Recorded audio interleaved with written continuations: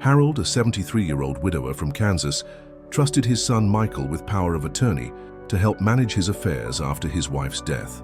When Michael asks him to sign routine paperwork, Harold believes he's helping with insurance claims. Hours later, a real estate agent appears at his door with new owners, revealing that Michael has sold the family home without his knowledge. What follows is Harold's journey through betrayal, homelessness, legal battles, and ultimately finding unexpected strength and new family bonds in the most unlikely places. Harold's hands trembled slightly as he set down his coffee mug on the kitchen table that had witnessed 43 years of family breakfasts, arguments, celebrations, and quiet moments with Martha. The morning sun filtered through the same yellow curtains his late wife had hung in 1981, casting familiar shadows across the linoleum floor she'd insisted on, because it was practical and cheerful. At 73, Harold had grown accustomed to the silence that filled the house since Martha passed 8 months ago. The grandfather clock in the hallway still chimed every hour, but somehow the sound felt hollow now, echoing through rooms that once bustled with grandchildren's laughter and Martha's humming as she prepared Sunday dinners. He shuffled toward the front window, his slippers making the same soft scraping sound against the floor that had annoyed Martha for decades. "Harold," she used to say with that mix of affection and exasperation, "pick up your feet when you walk." He'd give her a mock salute and continue shuffling just to hear her laugh. Now there was no one to complain about his habits, and somehow that made them feel meaningless. The doorbell rang, sharp and insistent. Harold glanced at the wall clock, 9:17 a.m. Early for visitors, especially on a Tuesday. Through the peephole he saw Michael's familiar silhouette, shoulders hunched against the October chill. "Dad, it's me," Michael called through the door. Harold's face brightened as he fumbled with the deadbolt. His 51-year-old son didn't visit often, maybe once every few weeks since the funeral, but when he did, it reminded Harold that he wasn't completely alone in the world. "Michael, what a nice surprise." Harold opened the door wide, noticing how his son's expensive suit contrasted with the modest neighborhood. Come in, I just made coffee." Michael stepped inside, his leather shoes clicking against the hardwood entryway. He carried a black briefcase and wore the same serious expression he'd inherited from his mother, the look that meant business. "Actually, Dad, I can't stay long. I'm between meetings, but I needed to stop by about some paperwork." Michael set his briefcase on the coffee table that Harold had built with his own hands 30 years ago. Harold nodded, settling into his worn recliner while Michael remained standing, opening his briefcase with practiced efficiency. Papers rustled as Michael pulled out several documents, his movements quick and purposeful. "What kind of paperwork?" Harold asked, reaching for his reading glasses from the side table. "Insurance stuff, mostly. You know how complicated these things get after." Michael's voice trailed off, but Harold knew he meant after Martha's death. "There are some claims that need processing, and the lawyer said we need your signature to move forward." Harold studied his son's face. Michael had always been the responsible one, the achiever who'd gone to college, built a successful career in real estate, married well. Unlike his younger brother David, who'd moved to California and called maybe twice a year, Michael had stayed close, geographically at least. "Insurance claims? I thought we'd handled all that months ago." Michael's jaw tightened slightly, a tell Harold recognized from Michael's childhood whenever he was frustrated or hiding something. "There were some additional policies Mom had that we missed. Supplemental coverage. It's actually good news, Dad. There's money coming your way, but we need to process these documents first." The words felt reassuring. Martha had always been meticulous about insurance, often to Harold's annoyance. She planned for everything, he used to joke. It made sense that she'd have policies he didn't know about. "Well, if it's money coming in, I suppose that's something," Harold said, accepting the pen Michael offered. "Lord knows the medical bills from her last months ate up more than I expected."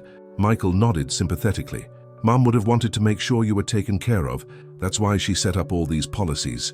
He pointed to signature lines highlighted in yellow. "Just sign wherever you see the highlights, Dad. I'll handle the rest." Harold squinted at the documents. The legal language swam before his eyes, dense paragraphs of whereas and heretofore that might as well have been written in a foreign language. He'd never been good with legal documents, always relying on Martha to decode the important stuff. "This is quite a lot of paperwork for an insurance claim," Harold observed, flipping through the pages. "Government regulations," Michael said quickly. "Ever since the new administration, they've made everything more complicated. More documentation, more signatures, more hoops to jump through, but the payout will be worth it."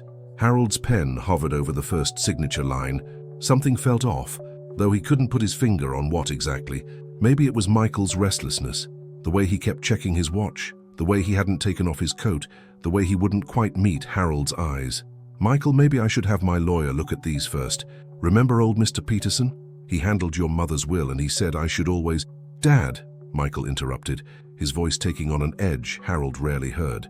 This is time-sensitive. The insurance company deadline is today. If we miss it, the claim expires and that money, Mom's money, just disappears. The urgency in Michael's voice stirred Harold's anxiety. Martha had worked hard her whole life, cleaning houses and taking in sewing to help pay for Michael's college. If there was money she'd set aside for Harold's future, he couldn't bear the thought of losing it due to bureaucratic deadlines. Today? Harold asked. Today. I'm sorry I waited until the last minute, but honestly, I've been juggling so much with my own work, and I thought I had more time. Michael's expression softened, and for a moment he looked like the little boy who used to crawl into Harold's lap during thunderstorms. I'm trying to take care of you, Dad, just like I promised Mom I would. The mention of that promise hit Harold square in the chest. During Martha's final days in the hospital, when the morphine made her words come in whispers, she'd gripped Michael's hand and made him swear to look after his father. Harold had heard it himself, had seen the tears in Michael's eyes as he nodded solemnly. Trust me, Dad, Michael said softly, crouching beside Harold's chair. Have I ever steered you wrong? Harold looked into his son's eyes that held the same blue flecks as Martha's, and felt his doubts dissolve. This was Michael, his successful son, the one who'd graduated magna cum laude, who owned his own real estate company, who'd never given Harold reason to doubt his judgment. Of course I trust you, Harold said and began signing his name where the yellow highlights indicated. Michael watched each signature carefully, occasionally pointing to lines Harold had missed. The process took nearly 20 minutes, Harold's arthritic fingers cramping as he worked through page after page. There, Harold said finally, setting down the pen with relief. That's quite a workout for these old hands. Michael gathered the papers quickly, sliding them back into his briefcase with obvious relief. Thanks, Dad. This is going to make such a difference for your financial security. When should I expect to hear about the payout? Harold asked. These things take time to process, maybe a month or two, but I'll keep you posted on everything. Michael stood, straightening his coat. I really do need to run now. Big client meeting across town? Harold walked his son to the door, watching as Michael hurried down the front walkway to his black BMW. There was something almost frantic about his movements, but Harold attributed it to work stress. The real estate business was demanding, especially for someone who ran his own company. Drive safe, Harold called out, waving as Michael backed out of the driveway. The house felt quieter than usual after Michael left. Harold returned to his kitchen, reheating his coffee in the microwave, another habit that would have earned him a lecture from Martha, who insisted coffee should always be fresh. He settled back at the kitchen table, gazing out at the backyard where Martha's rose garden was preparing for winter. Hours passed in the comfortable routine Harold had established since Martha's death. He watched his morning talk show, sorted through mail that was mostly advertisements and medical bills, and prepared a simple lunch of soup and crackers. The afternoon stretched ahead of him, empty but familiar. At 3:47 p.m. the doorbell rang again. Harold assumed Michael had returned, perhaps having forgotten something. But when he opened the door, he found a young woman in a crisp navy blazer, holding a clipboard and wearing the kind of professional smile that suggested she was selling something. Mr. Harold Peterson? She asked brightly. Yes? I'm Jennifer Walsh from Hartley Real Estate. I wanted to introduce myself as your listing agent and discuss the final details of your home sale. Harold stared at her, confusion clouding his features. I'm sorry, there must be some mistake. My home isn't for sale. Jennifer's smile faltered slightly. She glanced down at her clipboard, then back at Harold. According to my files, this property at 1247 Maple Street was listed and sold through our agency. The closing was completed this morning. She pulled out a document and showed it to Harold. The new owners are actually planning to stop by this evening to discuss the transition timeline. The words hit Harold like a physical blow. He gripped the doorframe to steady himself, his heart suddenly hammering against his ribs. New owners? What are you talking about? Jennifer's professional composure cracked as she saw the genuine confusion and growing panic in Harold's eyes. Sir, are you not aware that your home was sold? The paperwork shows you as the seller, with your signature on all the documents. Harold's vision seemed to tunnel. Those papers he'd signed that morning, Michael's insistence about insurance claims, the yellow highlights that had guided his pen across page after page. "My son," Harold whispered, more to himself than to Jennifer. He said it was insurance paperwork. Jennifer's face went pale as understanding dawned. "Sir, I think you need to sit down. And then you need to call a lawyer immediately." As Harold stumbled backward into his house that apparently no longer belonged to him, the weight of what had happened began to settle in his chest like a stone. The man he'd trusted most in the world, the son he'd raised and loved and been proud of, had just stolen his home with Harold's own signature. The afternoon sun streaming through Martha's yellow curtains suddenly felt cold, and Harold realized that in a matter of hours, everything he thought he knew about his life, his family, and his future had become a lie. Harold sat in his recliner, staring at the business card Jennifer Walsh had pressed into his trembling hands before she left. The card felt impossibly heavy, like it contained the weight of his entire collapsing world. Hartley Real Estate. He'd driven past their office on Main Street countless times over the years, never imagining he'd need their services, and certainly never imagining they'd be the ones to deliver news that would destroy his life. The grandfather clock chimed 4 o'clock, and Harold realized he'd been sitting motionless for nearly 10 minutes. His mind kept replaying Jennifer's words. The new owners are planning to stop by this evening. New owners of his home, of Martha's home, of the place where they'd raised their children, celebrated birthdays, weathered storms, both literal and metaphorical. His hands shook as he reached for the telephone on the side table. He needed to call Michael, needed this to be some horrible misunderstanding. Maybe there was an explanation. Maybe those papers weren't what Jennifer thought they were. Maybe. Harold stopped dialing Michael's number halfway through. Something cold and logical in his mind whispered that Michael already knew exactly what those papers were. The urgency, the time pressure, the refusal to let Harold read them carefully, it all made sickening sense now. Instead, he dialed the number for Peterson and Associates, the law firm that had handled Martha's will and their other legal affairs over the years. The receptionist's familiar voice provided a small comfort. "Peterson and Associates, this is Margaret." "Margaret, it's Harold Peterson. Is Mr. Peterson available? I have an emergency." "Oh, Harold, how are you holding up, dear? Let me check." "Yes, he can see you if you can come in right away. He has about 30 minutes before his next appointment." Harold's legs felt unsteady as he stood.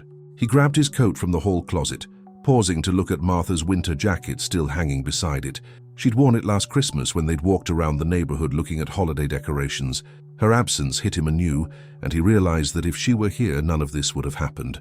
Martha would have read every word of those documents, would have questioned Michael's story, would have protected their home. The drive to downtown took 15 minutes, and Harold spent every one of them trying to convince himself that there was still hope, still a chance that this was all a terrible mistake. James Peterson's office hadn't changed in 20 years. The same oak paneling, the same leather chairs, the same smell of old books and coffee that Harold associated with important life events. Mr. Peterson, now in his 70s himself, looked up with concern as Harold was shown in. "Harold, you look terrible. What's happened?" Harold set Jennifer's business card on the desk and tried to find words that made sense. "Jim, I think Michael may have sold my house without telling me." Mr. Peterson's eyebrows rose sharply. "That's impossible, Harold. You'd have to sign the deed transfer, appear at closing, provide identification." "I signed papers this morning." Harold's voice cracked. "Michael said they were insurance documents. I trusted him. I trusted my own son." The lawyer's expression grew grave as Harold recounted the morning's events, from Michael's unexpected visit to Jennifer Walsh's devastating revelation. Mr. Peterson took notes, occasionally asking for clarification, his frown deepening with each detail. "Harold, do you have copies of what you signed?" "No, Michael took everything with him." Mr. Peterson reached for his phone. "I'm going to call the county recorder's office. If a deed was filed today, it'll be in their system." He dialed, waited, then spoke in the clipped professional tone Harold remembered from Martha's estate proceedings. "Yes, this is James Peterson. I need to check on a deed filing for today." "Peterson, Harold, 1247 Maple Street." Harold watched his lawyer's face carefully, hoping to see relief or confusion that might indicate a mistake. Instead, he saw confirmation of his worst fears. "I see. And the grantee is listed as—" "Yes, I understand. Thank you." Mr. Peterson hung up and looked directly at Harold. "The deed was filed at 11:30 this morning. Your house was sold to a couple named Richard and Susan Martinez for $285,000. The number hit Harold like a slap. "That's at least $50,000 under market value. I had it appraised last year for insurance purposes. It was worth $340,000 then. Quick sales often go under market value. Mr. Peterson pulled out a legal pad. Harold, I need you to think carefully. Michael has power of attorney for your affairs, correct? Yes, we set that up after Martha's diagnosis. She was worried about me handling everything alone if something happened to her. Was it a general power of attorney or limited? Harold felt heat rise in his cheeks. I don't remember the specifics. Martha handled all that with you. Mr. Peterson opened a filing cabinet and pulled out a thick folder. Harold recognized Martha's neat handwriting on the tab. The lawyer flipped through documents, his expression growing more troubled. Harold, this power of attorney is very broad. It gives Michael authority to handle all your financial affairs, including real estate transactions. He looked up, and Harold saw pity in his eyes. Legally, he had the right to sell your house. The words hit Harold like a physical blow. He gripped the arms of his chair, feeling dizzy. But he lied to me. He deceived me. Deception doesn't necessarily mean the transaction was illegal. Michael had legal authority to act on your behalf. Mr. Peterson set down the documents. However, there might be grounds for a lawsuit based on breach of fiduciary duty. A power of attorney is supposed to act in your best interests, not their own. What do you mean, their own interests? Mr. Peterson hesitated, then pulled out another document from the file. The deed transfer shows the selling agent was Michael Peterson Real Estate Services. Your son was the listing agent for your own house sale. He earned a commission on the transaction. Harold felt something cold and sharp twist in his stomach. Not only had Michael stolen his home, but he'd profited from it. The betrayal cut deeper than Harold had thought possible. How much commission? Typically 6% of the sale price. On a $285,000 sale, that would be around $17,000. $17,000. Michael had destroyed his father's life and security for $17,000, money that represented barely 2 months' revenue for his successful real estate business. What happens to me now? Harold asked quietly. Where am I supposed to live? The new owners might agree to a temporary arrangement while we explore legal options. Some buyers in these situations are sympathetic, especially when they learn the circumstances. And if they're not sympathetic, Mr. Peterson's silence was answer enough. Harold left the law office with a manila folder full of documents he didn't understand, and a sick feeling that his life as he knew it was over.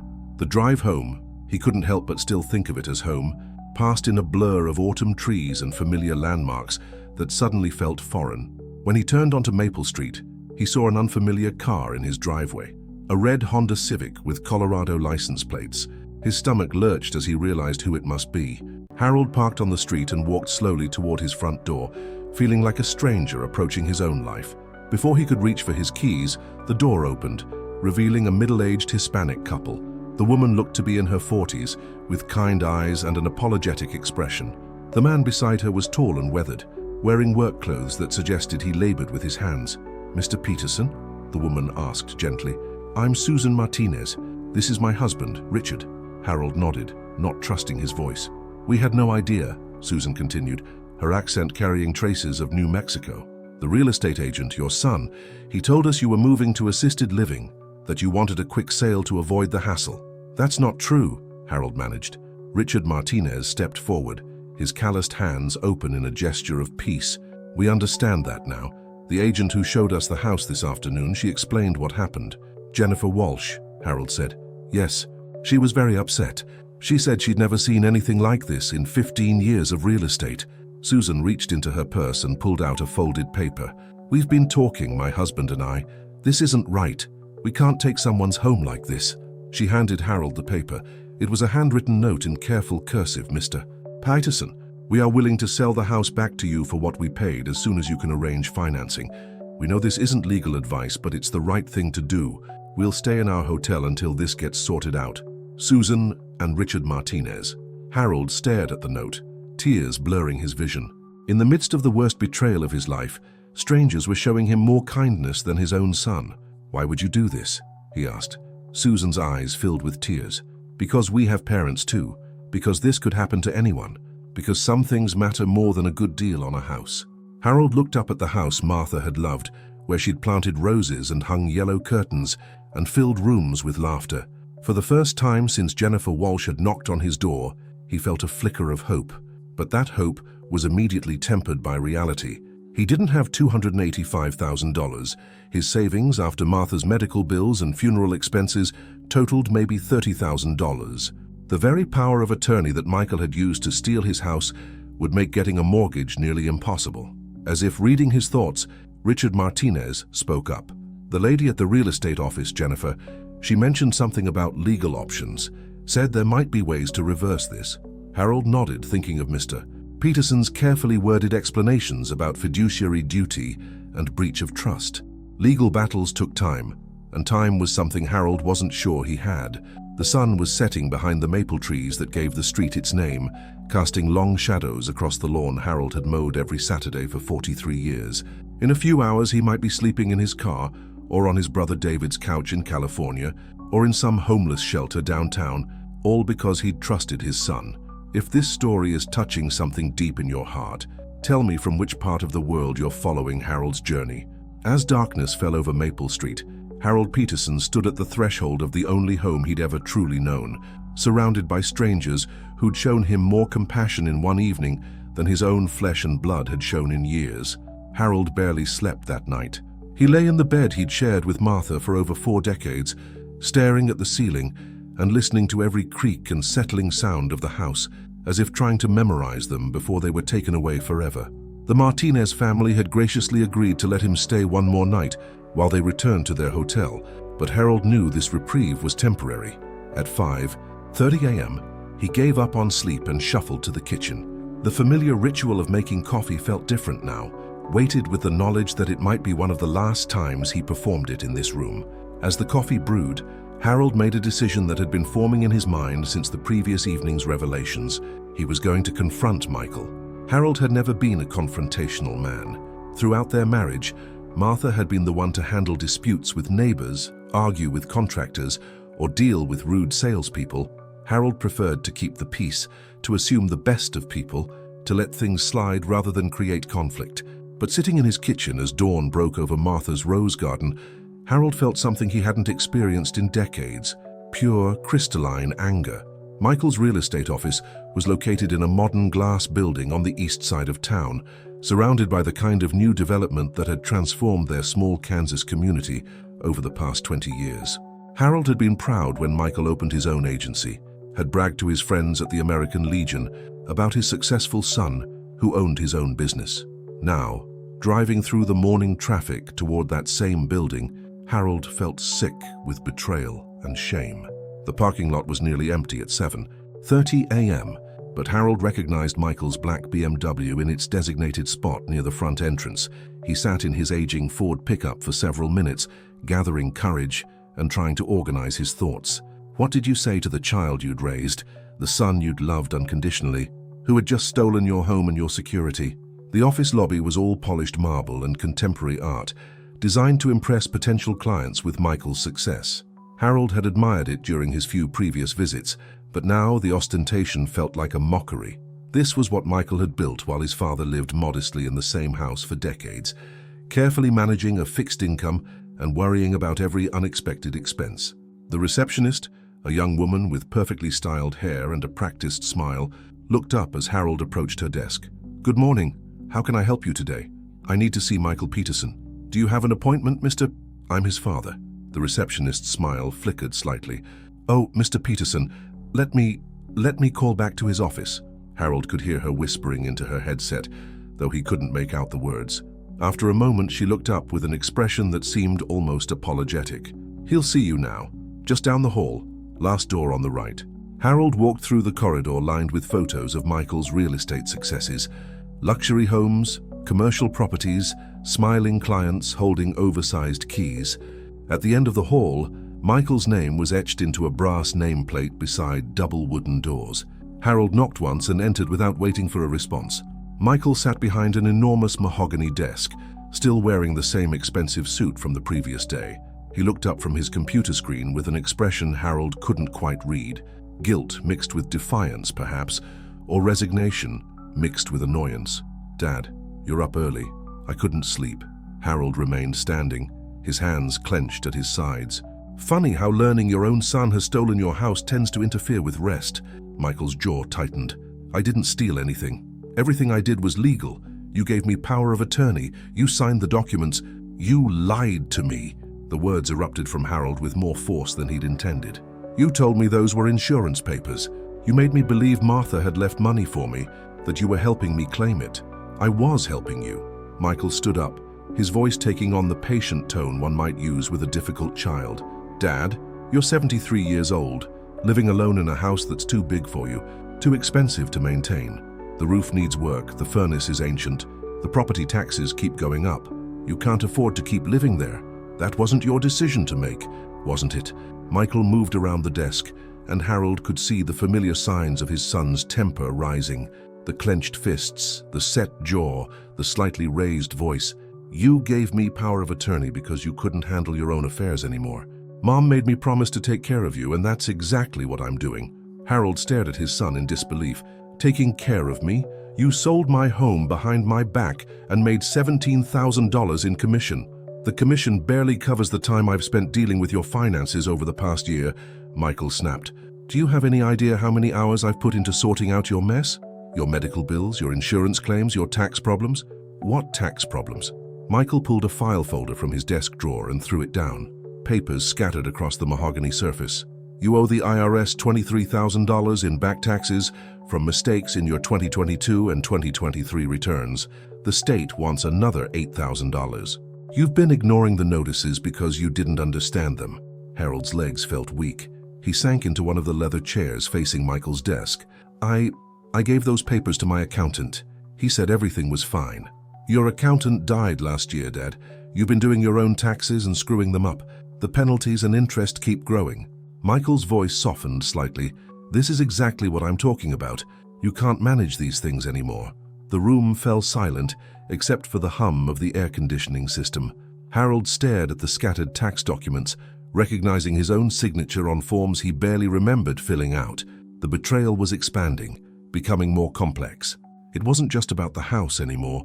It was about the gradual revelation that his entire life had been sliding out of control, while he remained obliviously focused on his grief. "Even so," Harold said quietly, "you had no right to sell my house without telling me." "I tried to tell you." Michael returned to his chair, his tone becoming more defensive. "Remember last month when I suggested you look into senior living communities? Remember 2 months ago when I brought up the idea of downsizing? You shut down every conversation about your future." Harold did remember those conversations vaguely, but in his mind they'd been theoretical discussions, not urgent planning sessions. The gap between his perception and reality felt like a chasm opening beneath his feet. "Where am I supposed to live now?" Harold asked. "There's a nice assisted living facility on the north side of town, Sunset Manor. I've already put down a deposit for you. The sale proceeds from the house will cover your expenses there for several years, maybe longer, depending on your needs." Harold felt something cold settle in his chest. "You've already put down a deposit, before you even told me the house was sold." Michael's silence was answer enough. "This was all planned," Harold said, the words coming out as a whisper. "Everything. The insurance story, the urgent deadline, the papers I couldn't read properly. You planned this whole thing. I planned to take care of you the way Mom asked me to," Michael said, but his voice lacked conviction now. Harold stood up slowly, feeling older than his 73 years. "Your mother asked you to take care of me, not to lie to me and steal from me." "I'm not stealing." "Yes, you are." Harold's voice was steady now, strengthened by certainty. "You're stealing my independence. You're stealing my choices. You're stealing my dignity." He moved toward the door, then paused. "And you're stealing the memory of the son I thought I raised." "Dad, wait." Michael's voice cracked slightly. "Don't leave like this. Let me explain." Harold turned back to face his son one last time. "I met the people who bought my house, Richard and Susan Martinez. They offered to sell it back to me for exactly what they paid, because they said it was the right thing to do. Strangers, Michael. Complete strangers showed me more respect and kindness than my own son." He opened the door and stepped into the hallway. "Dad," Michael called after him, "you don't understand how complicated this is. You can't manage on your own anymore." Harold paused in the doorway without turning around. "Maybe not, but I'd rather fail trying to live my own life than succeed at living the life you've chosen for me." As Harold walked back through the lobby, past the polished marble and expensive art, he heard Michael's door slam shut behind him, and the sound echoed through the building like a gunshot, marking the end of something that could never be repaired. Outside in the parking lot, Harold sat in his truck for several minutes, his hands shaking as he tried to process everything he'd learned. The tax debt, the planned institutionalization, the calculated deception. It painted a picture of his son that was so different from the Michael he thought he knew that it felt like meeting a stranger. But beneath the shock and hurt, Harold felt something unexpected, a spark of determination. Michael might be right about Harold's limitations, about his inability to manage complex financial matters or navigate bureaucratic challenges, but there was one thing Harold still controlled, one choice that remained his to make. He wasn't going to Sunset Manor. He wasn't going to disappear quietly into the institutional life Michael had planned for him. Harold Peterson was going to fight. Where are you watching this story from? I'd love to know which city you're joining me from as Harold discovers his own strength. As he drove away from his son's office, Harold began to formulate a plan. It wouldn't be easy, and he might not succeed. But for the first time since Martha's death, he had a purpose that belonged entirely to him. Harold drove aimlessly through the streets of his hometown for nearly an hour after leaving Michael's office, his mind reeling from everything he'd learned. The tax debt, the assisted living deposit, the calculated nature of his son's betrayal, it all felt overwhelming. But as he passed the familiar landmarks of his life, the diner where he and Martha had eaten Sunday breakfast for 20 years, the park where they'd taken Michael and David as children, the American Legion Hall where he'd been a member for 3 decades, Harold began to realize something important. This was his community. These were his people. And unlike Michael, they might actually want to help him. Harold's first stop was the American Legion Post 847, a modest brick building on the corner of 5th and Main Streets. It was barely 10 a.m., but Harold knew that Charlie Brennan would already be there, setting up for the day's activities. Charlie had been the post commander for 8 years, and Harold's friend for even longer. The parking lot was empty except for Charlie's old Chevy pickup. Harold found him in the main hall, arranging chairs for what looked like a morning meeting. "Harold," Charlie looked up with surprise. "You're out early today. How are you holding up, buddy?" At 68, Charlie was 5 years younger than Harold but looked older, his face weathered by 40 years of construction work and 2 tours in Vietnam. His wife had died 3 years earlier, and he and Harold had bonded over their shared experience of late-life grief. "Charlie, I need help," Harold said without preamble. "My son has done something I'm not sure I can handle alone." Charlie set down his stack of chairs and gave Harold his full attention. "Sit down and tell me what's going on." For the next 20 minutes, Harold recounted the entire story, from Michael's visit with the supposed insurance papers to the confrontation that morning. Charlie listened without interruption, his expression growing darker with each detail. "Son of a bitch," Charlie muttered when Harold finished. "Pardon my French, but that's exactly what your boy is. I never did trust him, Harold. Too slick, too much like those fancy salesmen who try to sell you things you don't need." "I don't know what to do, Charlie. The lawyer says Michael had legal authority to do what he did. The tax debt is real. Maybe Michael is right. Maybe I can't take care of myself anymore." Charlie leaned forward in his chair. "Harold, let me ask you something. Before Martha got sick, were you having trouble managing your affairs?" Harold thought about it. "No, not really. Martha handled the complicated stuff, but I managed fine with day-to-day things." "And the tax problems, when did those start?" "After Martha died. I wasn't thinking clearly. The accountant died and I tried to do the taxes myself using that computer software, but it was confusing. So you made some mistakes while you were grieving your wife of 43 years. That doesn't make you incompetent, Harold. That makes you human." Charlie stood up.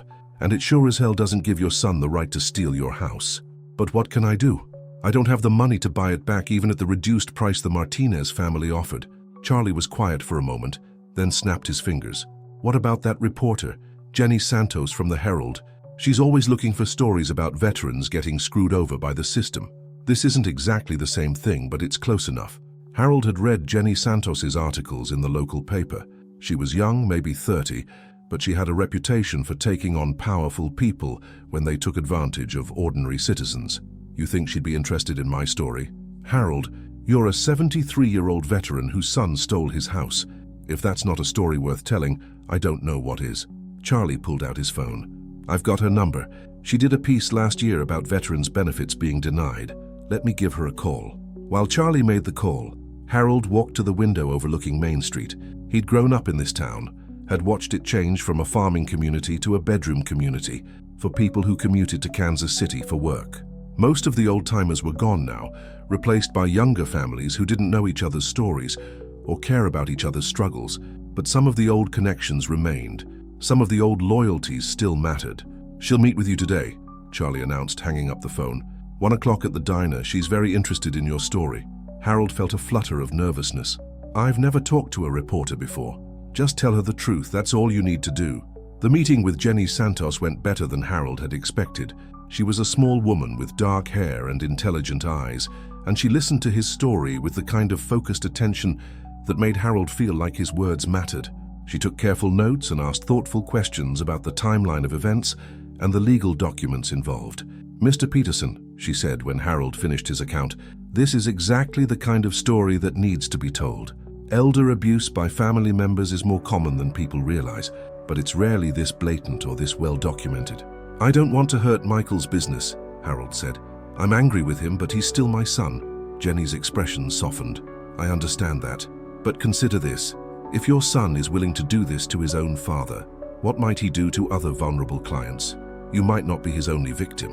The thought hadn't occurred to Harold, but it made sense.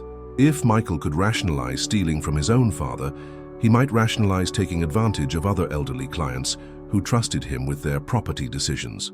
What would happen if you wrote the story? It would put pressure on your son to make things right. It would also alert other people to be careful in their dealings with him, and it might inspire community members to help you. Jenny leaned forward. "People in small towns like this one don't like bullies, especially bullies who pick on elderly veterans."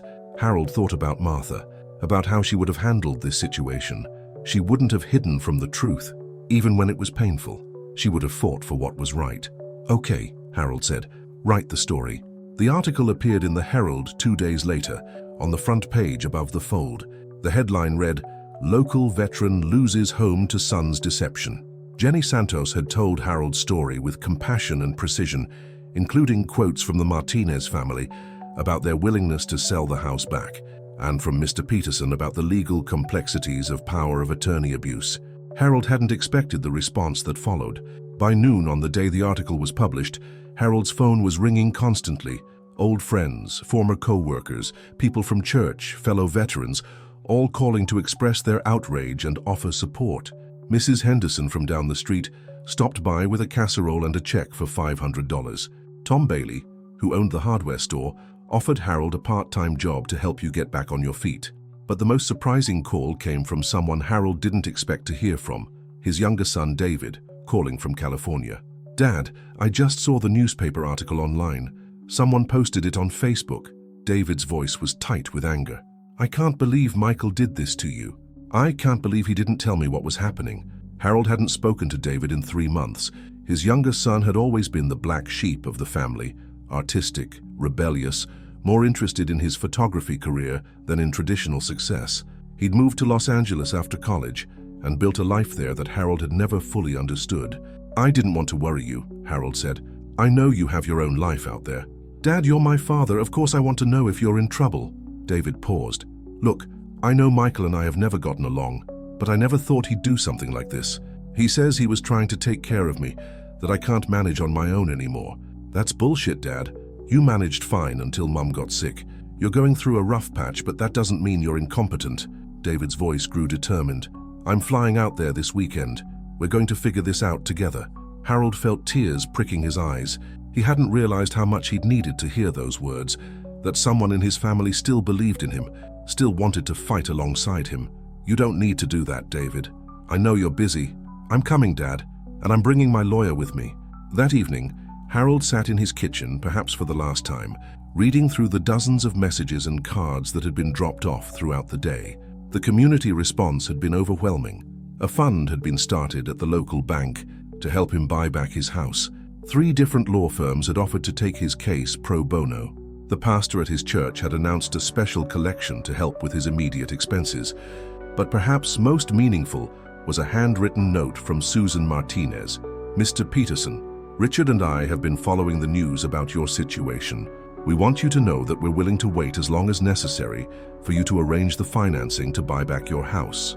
We believe this is your home, and homes should be with the people who love them. We're praying for you."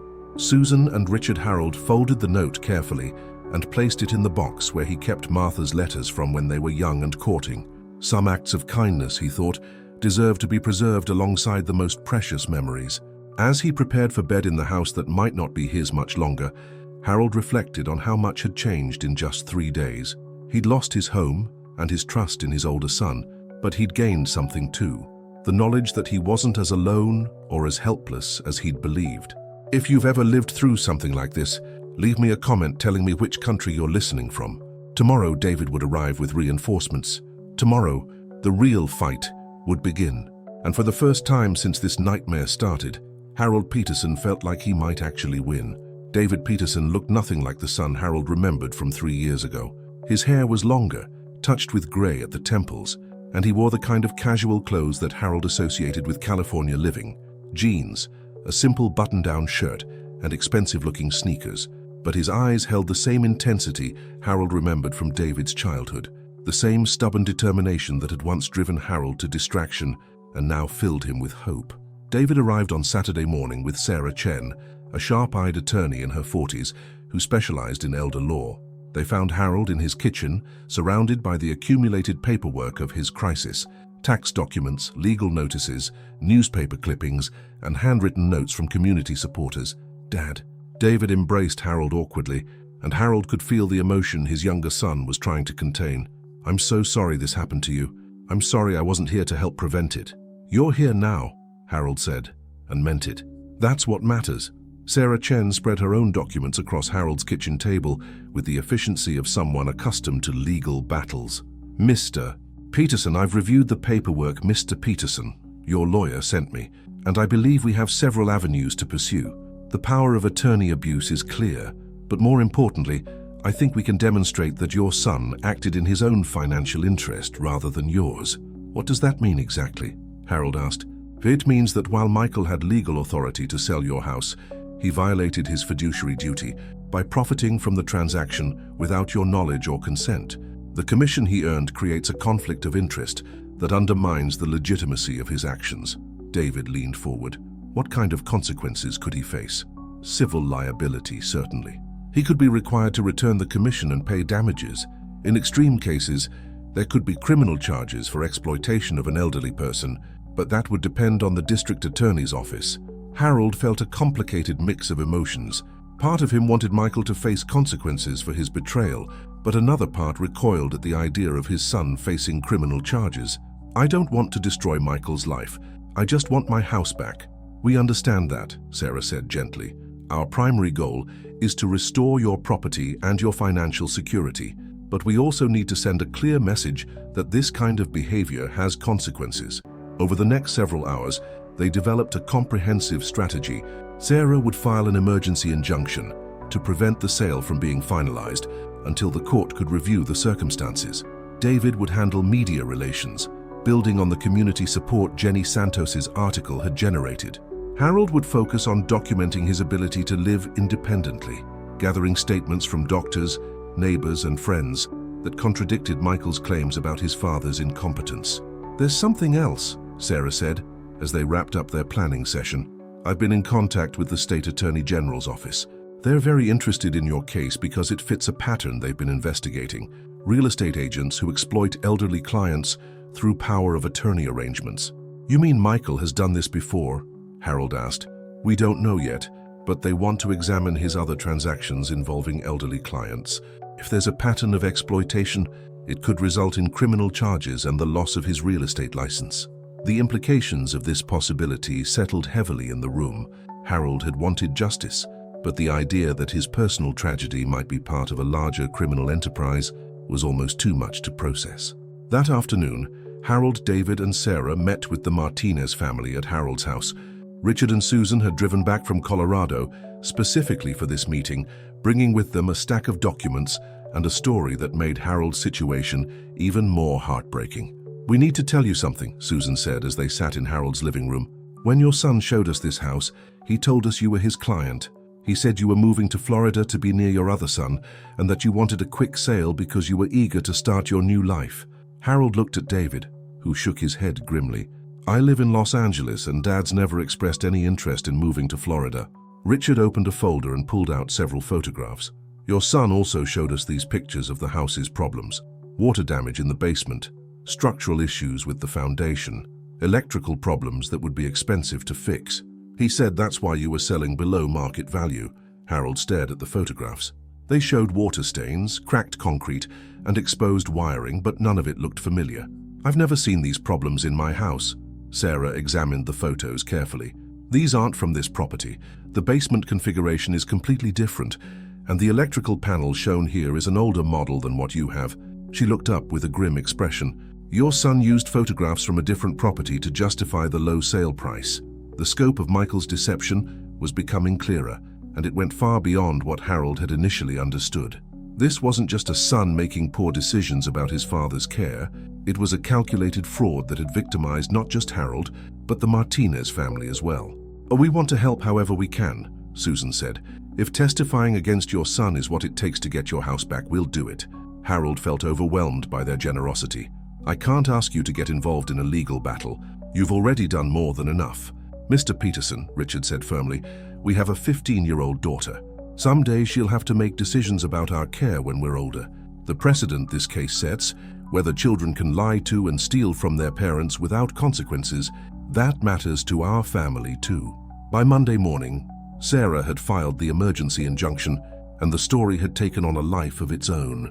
Jenny Santos's follow-up article about the fraudulent photographs and the Martinez family's testimony had been picked up by regional news outlets. Local television stations were calling for interviews. The community fund at the bank had grown to over $40,000 in just 4 days. Harold found himself thrust into a spotlight he'd never wanted or expected. Camera crews appeared on Maple Street, interviewing neighbors about Harold's character and Michael's behavior. The American Legion organized a rally in the town square to support Harold and draw attention to elder abuse issues.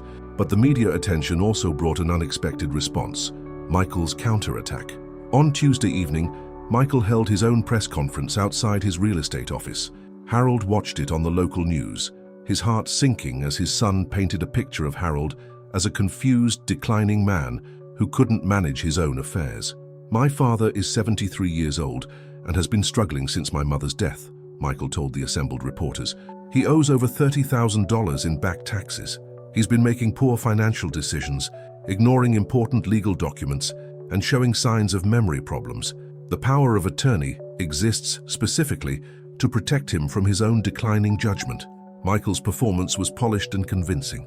He presented documents showing Harold's tax debt, medical bills that hadn't been paid on time, and official notices that had gone unanswered. To viewers who didn't know the full story, Michael appeared to be a devoted son trying to protect his father from the consequences of his own limitations.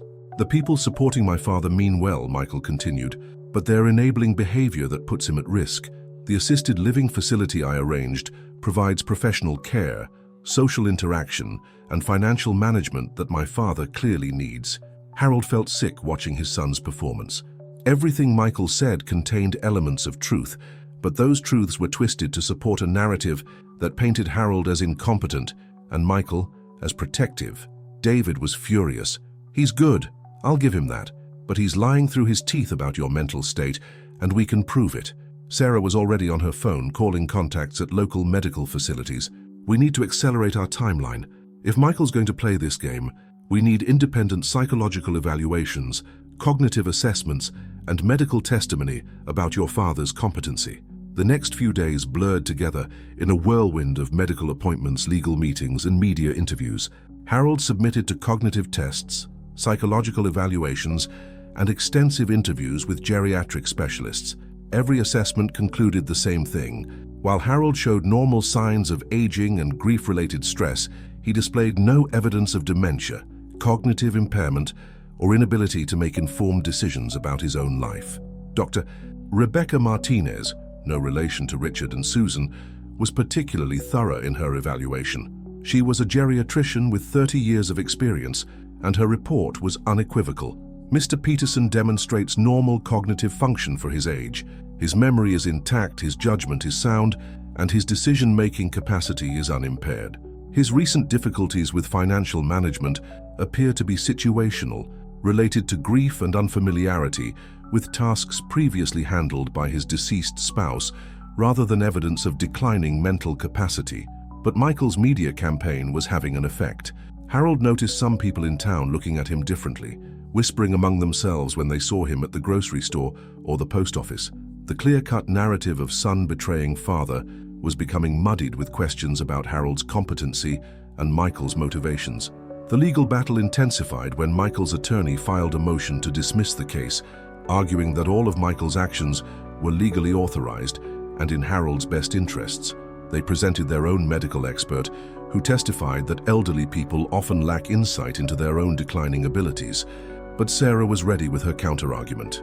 She had discovered something that Michael didn't know she knew. 2 other elderly clients of Michael's real estate agency had similar stories.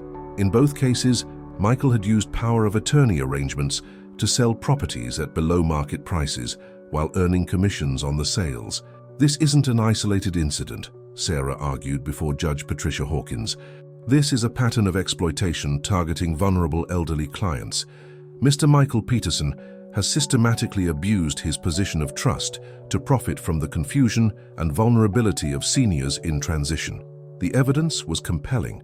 3 cases in 2 years, all involving elderly clients, all resulting in below-market sales, all generating substantial commissions for Michael's agency. The State Attorney General's office officially opened a criminal investigation. As Harold left the courthouse that afternoon, surrounded by David, Sarah, and several supporters from the American Legion, he felt something he hadn't experienced in months: genuine hope. The battle wasn't over, but for the first time he believed he might actually win. The truth was finally coming to light, and the truth was on his side. As Harold's story spread beyond their small Kansas town, it became a symbol of something larger: the fight for dignity, independence, and justice, in an age when the elderly were too often seen as burdens rather than people with rights and value. Harold Peterson was no longer just fighting for his house. He was fighting for every parent who trusted their children, every elderly person who feared losing their independence, and every family struggling with the complex dynamics of aging and care. 3 weeks after Harold's legal battle began, Judge Patricia Hawkins delivered her ruling from the bench of the Riverside County Courthouse. The courtroom was packed with supporters, members of the American Legion, neighbors from Maple Street, fellow church congregants, and reporters from 3 different news outlets. Harold sat in the front row between David and Sarah Chen, his hands folded in his lap, trying to remain calm as the judge spoke. This court finds that Michael Peterson violated his fiduciary duty as power of attorney by acting in his own financial interest rather than his father's best interests, Judge Hawkins announced. The evidence clearly demonstrates a pattern of deception, manipulation, and exploitation targeting vulnerable elderly clients. Harold felt David's hand squeeze his shoulder as the judge continued. The sale of Harold Peterson's property is hereby declared void due to fraud and breach of fiduciary duty. The property shall be returned to Mr. Harold Peterson immediately, with all associated costs and fees to be paid by Michael Peterson. Furthermore, Mr. Michael Peterson is ordered to pay treble damages totaling $51,000 to compensate his father for emotional distress and financial harm. The courtroom erupted in applause and cheers. Harold sat quietly for a moment, letting the words sink in. After nearly a month of uncertainty, legal battles, and sleepless nights, he was going home. But the judge wasn't finished.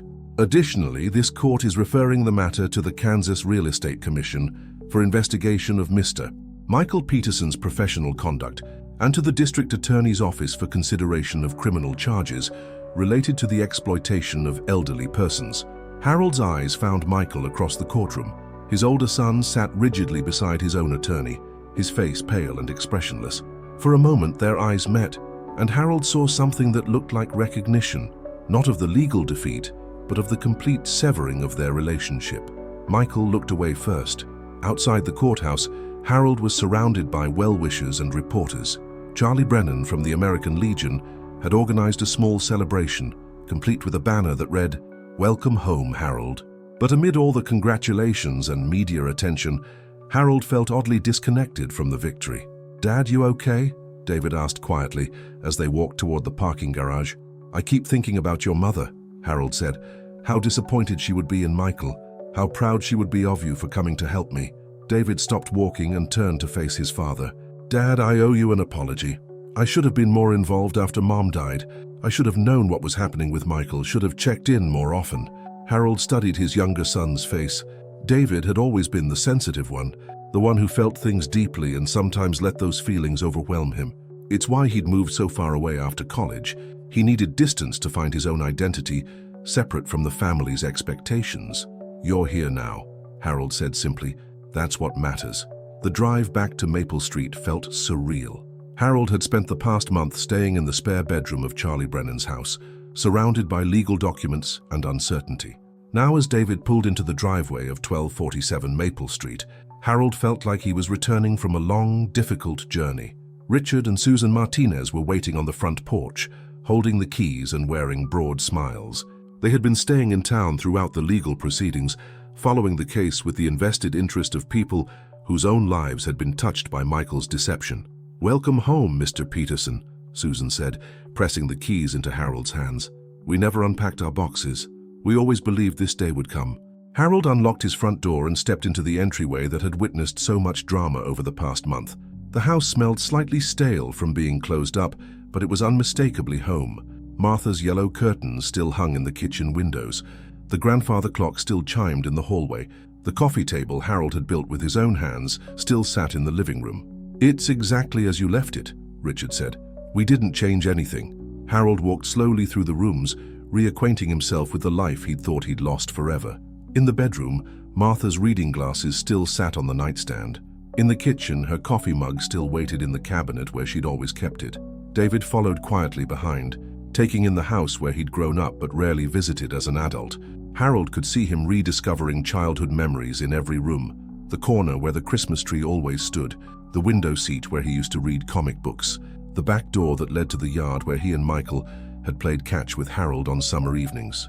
"I'd forgotten how small my bedroom was," David said, standing in the doorway of the room that had been his until he left for college. "You spent most of your time in there taking pictures and developing film in that makeshift dark room you built in the closet," Harold remembered. "Your mother was always worried about the chemicals. I still take pictures. It's how I make my living now." Harold looked at his son with new interest. "I'd like to see some of your work sometime." "I'd like that too, Dad." That evening, after the Martinez family had returned to their hotel and the celebration had ended, Harold and David sat in the kitchen sharing a simple dinner of soup and sandwiches. It was the first time in years that Harold had eaten a meal in his own home with one of his children, and he was struck by how different it felt from the stilted visits Michael used to make. "I've been thinking," David said, setting down his spoon, "maybe I should move back to Kansas. Not necessarily to this town, but somewhere closer. Kansas City, maybe, or Topeka." Harold looked up in surprise. "What about your life in Los Angeles, your career? I can take pictures anywhere, and after seeing what happened with Michael, I realize how much I don't want to be the son who's too far away to help when you need it." Harold felt a warmth spread through his chest. After a month of betrayal and legal battles, the idea of having family nearby, family he could trust, felt like an unexpected gift. "I don't want you to change your whole life because of what Michael did," Harold said carefully. "I'm not. I'm changing my life because of what I learned about myself through what Michael did." David pushed his soup bowl away and leaned forward. "Dad, I ran away from this family because I thought I had to choose between being myself and being your son. I thought I couldn't be both. But watching you fight these past few weeks, seeing your strength and dignity under pressure, I realized I was wrong. I want to be closer to that strength. I want to learn from it." Harold felt tears prick his eyes. "Your mother always said you had more courage than you realized. She said you were brave enough to be exactly who you were, even when it disappointed people." "She said that?" "Many times. She was proud of you, David. We both were, even if we didn't always know how to show it." They sat in comfortable silence for a while, surrounded by the familiar sounds of the house settling around them. Harold realized that despite everything that had happened, the betrayal, the legal battle, the public scrutiny, he felt more at peace than he had since Martha's death. "There's something else," David said eventually. "Sarah Chen thinks we should consider filing a civil lawsuit against Michael for additional damages. The treble damages from the court case are just the beginning. We could potentially recover much more, especially if the criminal investigation results in charges." Harold considered this. The community fund had grown to over $60,000, more than enough to cover his immediate expenses and provide a cushion for future financial security. The house was back in his name, the tax debt was being resolved with help from a volunteer accountant, and his independence was restored. What would be the point, Harold asked? More money won't repair the relationship with Michael. More legal proceedings won't undo what he did. It would send a message to other people who might be tempted to exploit their elderly relatives.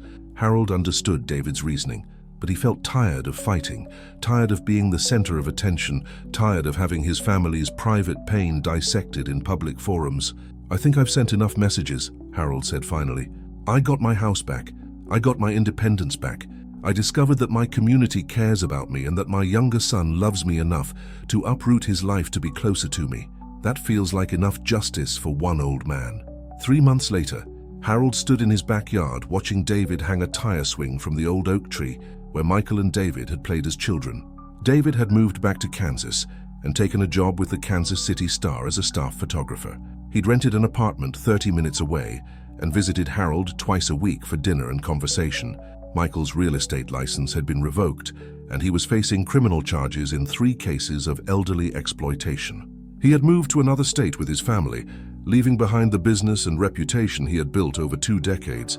Harold heard updates through mutual acquaintances, but Michael had made no attempt to contact his father or apologize for his actions. The loss of that relationship still caused Harold pain, but it was a different kind of pain now. Grief for what might have been, rather than shock at betrayal. Harold had learned to carry it the way he carried his grief for Martha, as a weight that gradually became bearable rather than a wound that remained fresh. If you've made it through this entire journey with Harold, I'd love to know from which corner of the world you've been listening to this story of courage, family, and finding your way home. Harold Peterson was 73 years old, a widower living alone in a house that held 43 years of memories. But he was no longer the vulnerable, isolated man who had trustingly signed papers without reading them. He was a man who had fought for his dignity and won, who had discovered reserves of strength he hadn't known he possessed, and who had learned that family wasn't just about blood relations. It was about the people who stood by you when standing alone seemed impossible. As the sun set over Martha's rose garden, Harold Peterson was finally truly home.